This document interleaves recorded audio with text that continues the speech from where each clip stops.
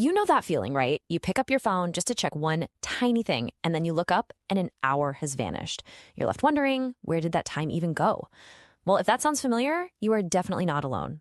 Today, we're diving into why our brains feel so scattered in this digital world, and maybe more importantly, what we can actually do about it. So here's our game plan. First, we're going to put a name to this feeling of constant distraction. Then we'll dive into the brain science, what's actually happening up there. After that, we'll unpack the real-world costs to our health and our work, and we'll wrap up with some powerful, actionable strategies for winning back our focus, especially in the classroom. Okay, let's just get right to it. The big question, the one I think is on pretty much everyone's mind. Why can't we seem to focus anymore? It just feels harder than ever to concentrate on one thing, or heck, to even just sit still and be bored for a minute. So what's going on? Well, it turns out the answer is woven into the very fabric of our digital lives. First things first, and this is really important. If you feel this way, it's not a personal failing. You're not lazy or broken. Researchers are now arguing that this state of constant distraction is actually the new normal, the default cognitive state for our time. It's a direct result of the environment we've all built and now live in. And there's a name for this state: hyperdistraction. It's a term from a 2023 paper by João Ferreira, and it really boils down to two key behaviors. First, we're constantly jumping from one digital thing to another, email to social media to a news alert back to email. And second, we have this really low tolerance for boredom. I mean, that quiet moment at a stoplight, it's almost an irresistible urge to fill it with a screen. You know, the scholar Catherine Hales really puts this in perspective.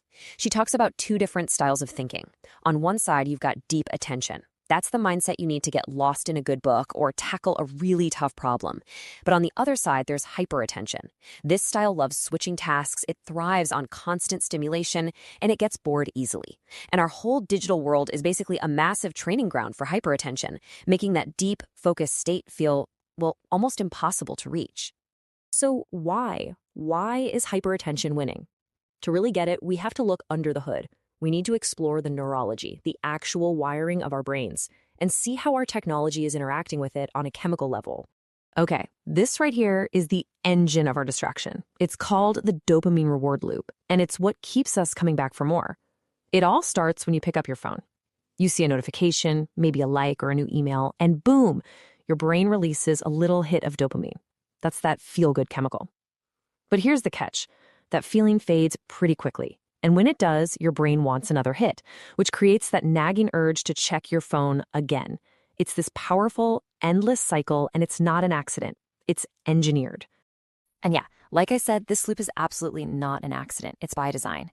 Think about the features built into the apps we use every day. You've got infinite scroll, so there's literally no bottom to the page, no natural place to stop. You have algorithms predicting exactly what will keep you engaged. But the real kicker is what they call intermittent rewards. It's the exact same principle as a slot machine. You don't know when the next reward, that next comment is coming. That unpredictability makes it addictive and keeps us pulling that digital lever over and over and over. Now, here's where it gets really serious. Every single time we run through that dopamine loop, we're not just getting a temporary buzz. We're physically strengthening the neural pathways in our brain. This is a concept called neuroplasticity. The best way to think about it is like making a path in fresh snow. The first time you walk it, it's just a faint line. But the more you walk that same path, the deeper and more permanent it becomes. Our brains work the same way. And this is especially critical for kids and teenagers whose brains are incredibly malleable.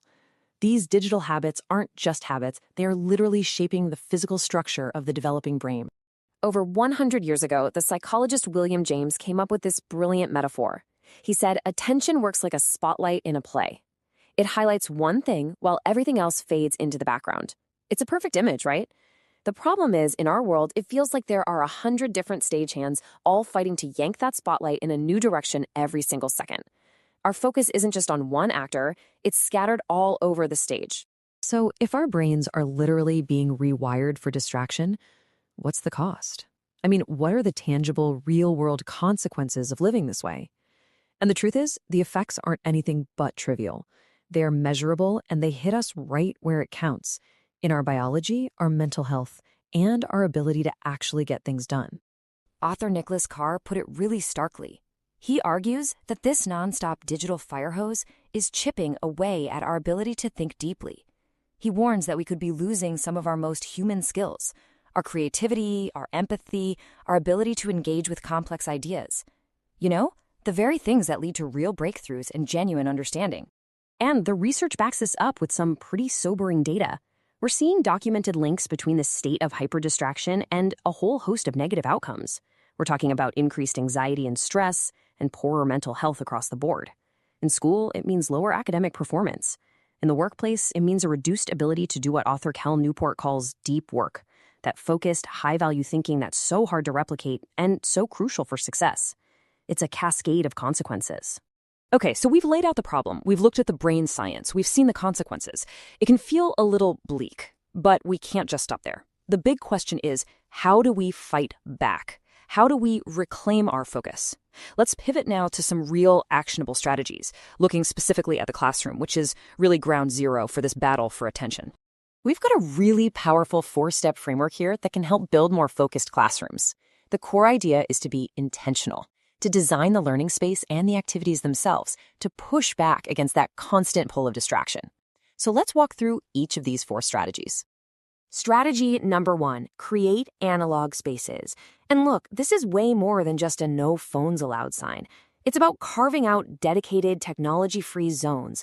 It's about creating a kind of sanctuary for the mind, a place that sends a clear signal. This is where we do a different kind of work. This is a space for deep reading, quiet reflection, and sustained thought, without that constant buzz of a notification just waiting to happen. Second up, we have integrating biophilic principles. Now, that sounds fancy, but it's actually super simple. It just means bringing elements of nature into the learning space. We're talking about things like natural light, plants, and even just good ventilation. And the research on this is fascinating. It shows that this connection to nature can genuinely help lower the anxiety and stress that our digital lives create, putting our minds in a calmer, more focused state that's ready to learn. Number 3 is all about encouraging reflective practice. And a great way to do this is to borrow from the design studio model. Basically, you give students big, messy, complex problems, the kind of problems that don't have a simple answer you can just Google. They force students to wrestle with uncertainty, to try things and fail, and to think deeply over time. It's like a workout for their deep attention muscle, building a kind of intellectual stamina that you just can't get from scrolling a feed. And the 4th and final strategy is maybe the most important. Educators have to model deep work themselves. It's about leading by example, showing students what it actually looks like to focus intensely on one hard thing without distraction. When they demonstrate that, they're teaching a powerful lesson, that amazing, high-quality, creative work doesn't come from a flurry of multitasking. It comes from deep, focused, uninterrupted effort. So let's leave it with this incredible thought from David Foster Wallace. He said, learning how to think really means learning how to exercise some control over how and what you think, to choose what you pay attention to. And, in our age of endless distraction, maybe that's the real point of education. It's not just about memorizing facts, but about gaining mastery over our own minds.